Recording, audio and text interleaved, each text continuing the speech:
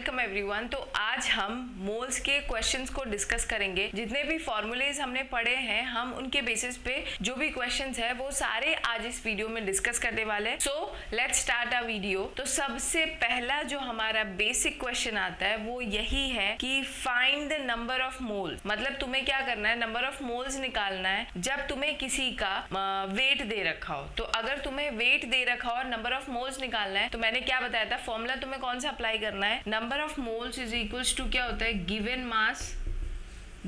मास upon molecular mass. तो सबसे पहले हम ये क्वेश्चन नंबर 3 सॉल्व करेंगे जो कि सबसे सिंपल है। ठीक है, तो यहाँ पे क्या पूछा है क्वेश्चन में कि find the number of moles in 49 gram of H2SO4। तो हमें यहाँ पे 49 ग्राम क्या है, गिवन मास है। H2SO4 का हमें क्या निकालना है, मॉलिक्यूलर मास निकालना है। किसी किसी क्वेश्चन में मॉलिक्यूलर मास दिया रहता है, किसी किसी में नहीं दिया रहता है। तो अगर नहीं भी दिया रहता है तो मैंने निकालना सिखाया था, वो तुम मेरे प्रीवियस वीडियो को जाके देख के समझ सकते हो। ठीक है, तो यहाँ पे गिवन मास क्या है 49 ग्राम अपॉन क्या है मॉलिक्यूलर मास 98, डिवाइड कर दो, आंसर क्या आ जाएगा 0.5 मोल्स। तो यहाँ पे आंसर क्या है 0.5 मोल। तो कभी भी क्वेश्चन में अगर तुम्हें गिवन मास दे रखा हो और तुमसे नंबर ऑफ मोल्स पूछे तो क्या करना है, गिवन मास अपॉन मॉलिक्यूलर मास। सिंपल, बहुत इजी क्वेश्चन है। ठीक है, अब हम सबसे पहले वाले क्वेश्चन में आते हैं। सबसे पहले वाले क्वेश्चन में हमसे क्या पूछा है, what is the mass of 1 sodium atom in gram. मतलब तुम्हें एक सोडियम एटम का मास बताना है, वो भी ग्राम में। ठीक है, तो सबसे पहले मैंने बताया था कि तुम्हें एक स्टेटमेंट है जनरल, जो अगर याद रहेगा तो क्वेश्चंस बहुत आराम से हो सकते हैं। वो स्टेटमेंट क्या था, वो स्टेटमेंट ये है कि मास ऑफ 6.022 इंटू 10 की power 23 atom of any element is equal to its gram atomic mass. ये स्टेटमेंट मैंने बताया था कि इसे याद कर लो। मास ऑफ 6.022 इंटू 10 की power 23 atom of any element is equals to its gram atomic mass. मतलब मैं इसे ऐसे लिख सकती हूँ कि मास ऑफ 6.022 इंटू 10 की पावर 23 एटम ऑफ सोडियम, ये कितने के बराबर है, सोडियम के एटॉमिक मास के बराबर, दैट इज 23 ग्राम, है ना। तो हमने क्या लिखा कि इतने एटम का मास कितना है, 23 ग्राम। तो एक एटम का मास कैसे निकालोगे बेटा, बताओ, यूनिटरी मेथड अप्लाई करो। तो मास ऑफ 1 एटम ऑफ सोडियम क्या हो जाएगा बताओ, 23 डिवाइडेड बाई 6.022 इंटू 10 की पावर 23 कर दो। तो जब इसे सॉल्व करोगे तो आंसर आएगा 3.82 इंटू 10 की power -23 gram.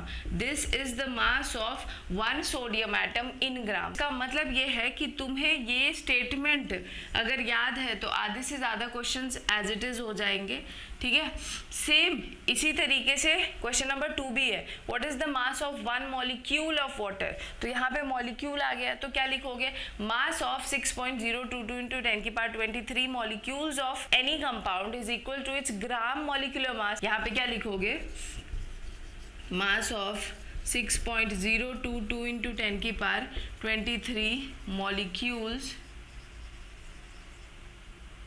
Is equals to its gram molecular mass, है ना। तो यहाँ पे क्या लिख सकते हो, मास ऑफ 6.022 इंटू 10 की power 23 molecules of water is equal to its gram molecular mass. और वाटर का मॉलिक्यूलर मास कितना होता है, 18 ग्राम। ठीक है, तो यहाँ पे किसके बराबर हो जाएगा, 18 ग्राम के बराबर। मतलब 6.022 इंटू 10 की पावर 23 जब मॉलिक्यूल्स ऑफ वाटर कितना वेट कर रहे हैं, 18 ग्राम। तो एक मॉलिक्यूल कितना करेगा, वही यूनिटरी मेथड अप्लाई करो। तो 1 मॉलिक्यूल इज इक्वल्स टू क्या हो जाएगा बताओ, 18 डिवाइडेड बाय 6.022 इंटू 10 की पावर 23। जब इसको सॉल्व करोगे तो आंसर आएगा 2.99 इंटू 10 की पावर 23 ग्राम। ठीक है, तो इसीलिए मैंने बताया था कि कुछ फॉर्मूलेज है, कुछ स्टेटमेंट्स है जो याद होना जरूरी है। एक तो फॉर्मूला था कि अगर कभी भी तुम्हें गिवन मास दे रखा है, मोल्स निकालना है, तो क्या करना है, moles is equals to given mass upon molecular mass. फिर ये स्टेटमेंट याद रखो, मास ऑफ इतना 6.022 इंटू 10 की power 23 atom of any element is always equals to its gram atomic mass, and mass of 6.022 into 10 की power 23 molecules of any compound is always equals to its gram molecular mass. ठीक है, फिर उसके बाद आता है, अगर तुम्हें क्वेश्चन में मान लो इसी में फर्दर आगे पूछ लेते हैं कि इसमें नंबर ऑफ मॉलिक्यूल्स भी निकालो, तो नंबर ऑफ मॉलिक्यूल्स निकालने का तरीका क्या है, तुमने यहाँ तक मोल्स निकाल लिया, मोल्स निकालो और मोल्स से Na को मल्टीप्लाई कर दो तो तुम्हें नंबर ऑफ मॉलिक्यूल्स निकल के आ जाएगा। अगर नहीं समझ आया कोई बात नहीं, अभी हम आगे के क्वेश्चंस को सॉल्व करेंगे। ये हमारे 3 क्वेश्चंस थे जो हमने सॉल्व कर लिया, आई होप समझ आया होगा, तो इसे कॉपी कर लो। अब हम क्वेश्चन नंबर 4 में को डिस्कस करेंगे। इसमें जैसे मैंने बताया था कि तुम्हें क्या करेंगे, कभी कभी क्वेश्चंस में नंबर ऑफ मोल्स पूछेंगे, साथ में नंबर ऑफ मॉलिक्यूल्स भी पूछ सकते हैं, तो तुम्हें क्या कैसे करना है। अब यहाँ पे नंबर ऑफ मोल्स पूछा है और तुम्हें वेट दे रखा है, तो क्या करना है, नंबर ऑफ मोल्स का फॉर्मूला क्या है, गिवन मास अपॉन मॉलिक्यूलर मास। क्या होता है formula, given mass upon molecular mass. तो गिवन मास यहाँ पे क्या है 1.7 ग्राम, और अमोनिया का मॉलिक्यूलर मास क्या होता है, अमोनिया का मॉलिक्यूलर मास अगर तुम्हें निकालना है तो क्या करो, NH3, तो इसका एटॉमिक मास ऐड कर दो, तो नाइट्रोजन का एटॉमिक मास कितना होता है 14 ग्राम, 14 AMU, प्लस हाइड्रोजन का कितना हो जाएगा 3, तो क्या हो गया 17, तो मॉलिक्यूलर मास भी कितना होता है 17, तो इसे सॉल्व कर लो, कितना आ जाएगा 0.1 मोल। तो मतलब मोल्स कितने आए हमारे 1.7 ग्राम ऑफ अमोनिया में मोल्स कितने आते हैं 0.1 मोल है। ठीक है, अब तुमसे पूछा नंबर ऑफ मॉलिक्यूल्स, तो नंबर ऑफ मॉलिक्यूल्स निकालने का तरीका क्या है, नंबर ऑफ मॉलिक्यूल्स अगर निकालना है तो मैंने बताया था जो मोल्स निकाले हैं उसको बस Na से मल्टीप्लाई कर दो, तो 0.1 मल्टीप्लाइड बाई Na हमारा क्या है, Avogadro constant, that is 6.022 into 10 की पावर 23। जब इसे सॉल्व करोगे तो आंसर कितना आ जाएगा 6.02 इंटू 10 की पावर 22 ग्राम 22।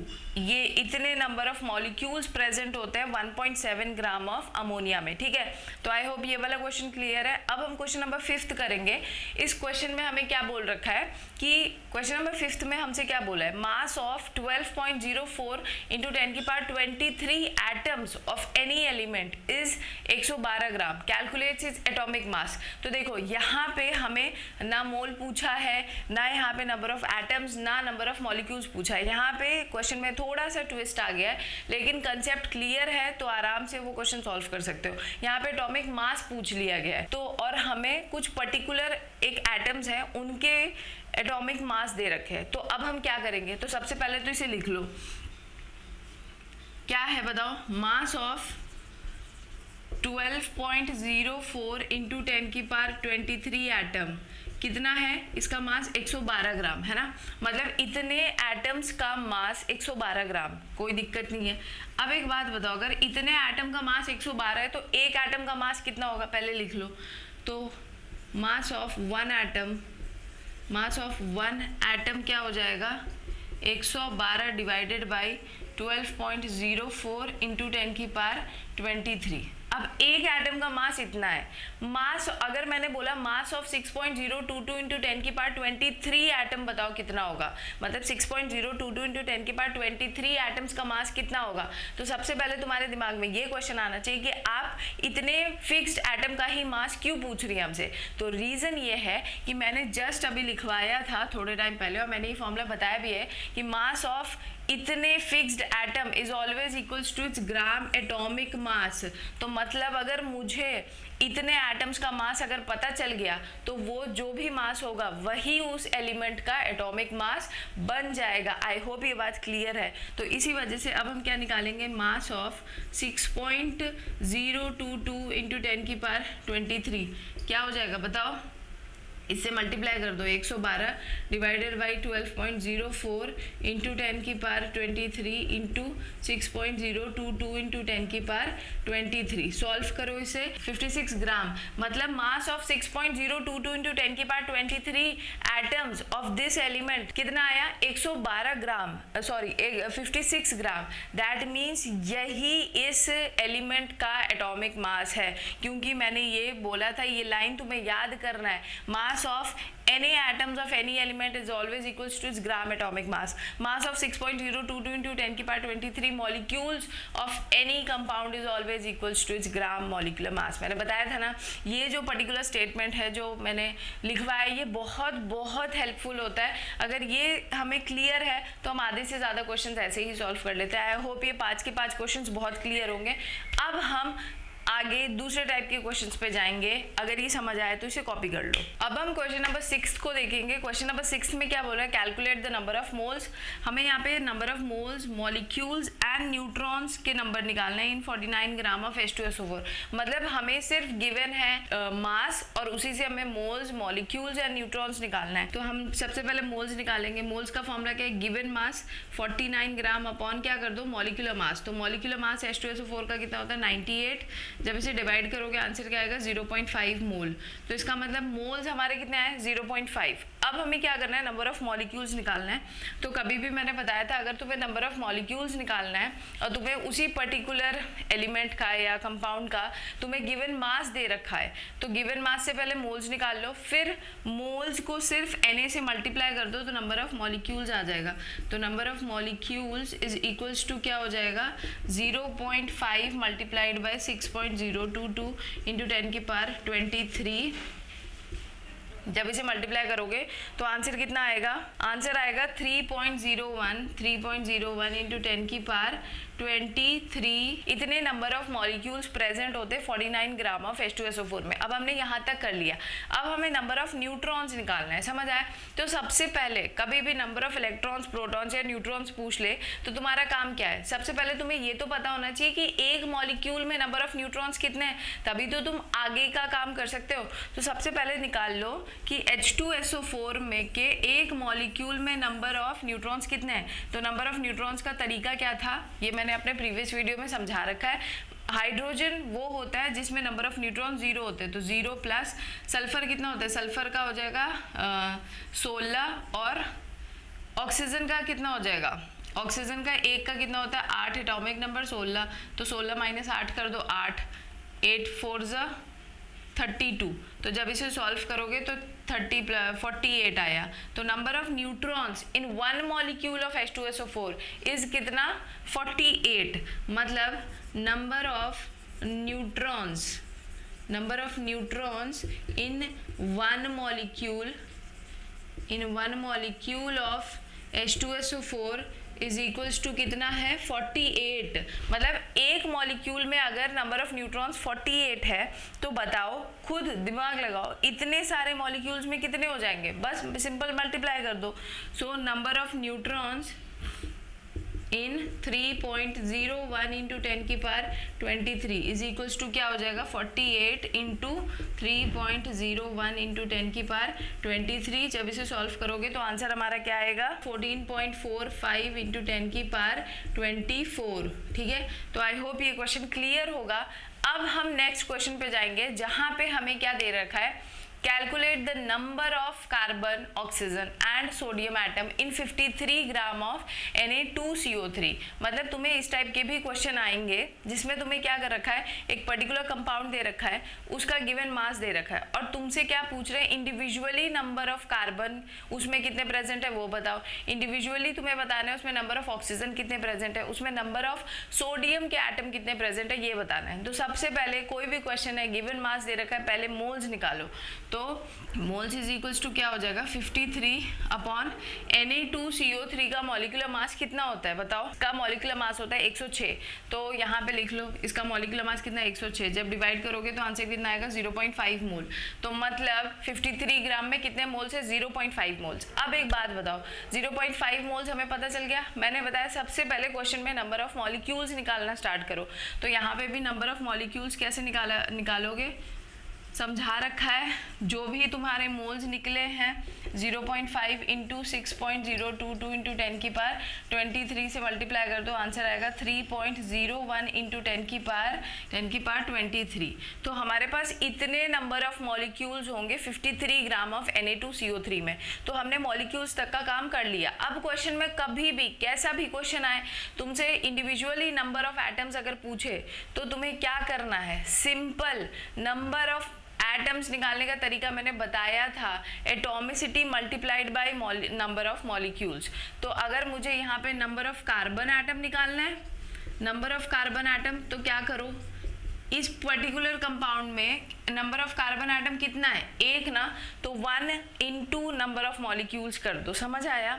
क्या करना है, 1 इंटू नंबर ऑफ मॉलिक्यूल्स क्या, 3.01 इंटू 10 की पावर 23। नंबर ऑफ क्या पूछे तुमसे, ऑक्सीजन एटम पूछे, तो क्या करो, ऑक्सीजन के कितने एटम है, 3, तो क्या कर दो 3 इंटू 3.01 इंटू 10 की पावर 23। अगर नंबर ऑफ क्या सोडियम एटम पूछ ले, तो सोडियम एटम के नंबर्स कितने, 2, तो 2 इंटू 3.01 इंटू 10 की पावर 23 कर लो, सॉल्व करो, जो आंसर आएगा वही number of carbon, number of oxygen and number of sodium atom होगा। आई होप यहाँ तक क्लियर होगा। आज के वीडियो में हमने वो क्वेश्चंस डिस्कस किए जिसमें गैसेस का कोई इन्वॉल्वमेंट नहीं है। तो गैसेस के अलावा बाकी जितने भी टाइप के क्वेश्चंस है वो मैंने सारे के सारे डिस्कस कर दिए एक एक करके। आई होप क्लियर होगा। अगर कोई चीज नहीं समझ आ रही है कोई बात नहीं, उसको दोबारा रिपीट करके देखो, एंड अगर वीडियो अच्छा लग रहा है then do share it with your friends. कोई डाउट है तो कमेंट सेक्शन में पूछो। मिलते हैं नेक्स्ट वीडियो में जिसमें हम क्वेश्चंस डिस्कस करेंगे जिसमें गैसेस के बारे में चीजों को पूछा जाएगा। ठीक है, तो आई होप आज का वीडियो समझ आया होगा। तब तक अपना ध्यान रखो, अच्छे से पढ़ाई करो। Thank you and bye.